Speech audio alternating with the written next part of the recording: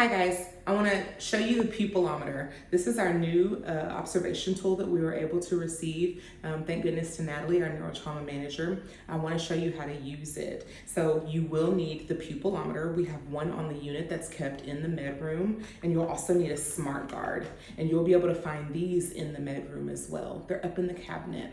There's only one smart guard per patient. They are single patient use. So you want to be sure to put a patient label on it. You can put it on the outside. You can actually put it on the inside on the smart guard. That way it stays with that patient for the entirety of their visit. When you're ready to utilize the pupilometer, what you'll do is you'll take it, place it, and it snaps right on, okay? One thing about the pupilometer smart guard, when you have a new patient, you will have to scan the patient's ID. So you'll see a light that comes here and you'll just scan their wristband. Mine is already associated to me. So as you can see, it's got the patient ID on there and it's ones because it's mine. And then I'm just going to push accept. Once I push accept, then I'm ready to begin the observation. So whenever you have a patient, what you'll do is you'll hold it up to the patient's eye, placing the smart guard pad against their chin or against their cheek, excuse me. And what you want to do is you just want to hold the patient's eye open if they can't do it themselves. Otherwise, it's okay for them to blink from time to time. So you'll place it against their face, like so. Once you do that, then this is Jessica's left eye. So we're just going to hold it down until I can visualize the pupil. Once I visualize the pupil, then I'll let it go and it'll analyze.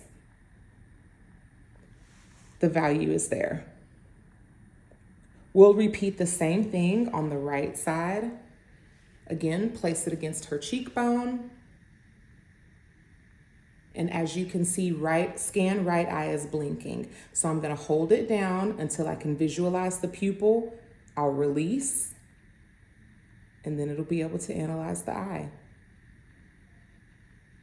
So this one tells me to rescan, and that's actually great. So what happened is it didn't capture that pupil. So we'll go back against, just hold it down again until we visualize. Perfect. You get a few different values here. The NPI is basically her pupillary response.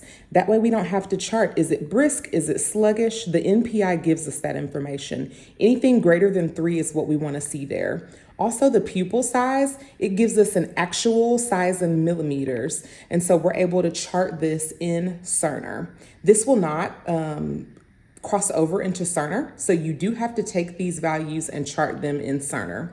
What do we intend to do with these things? We intend to use this as a trend.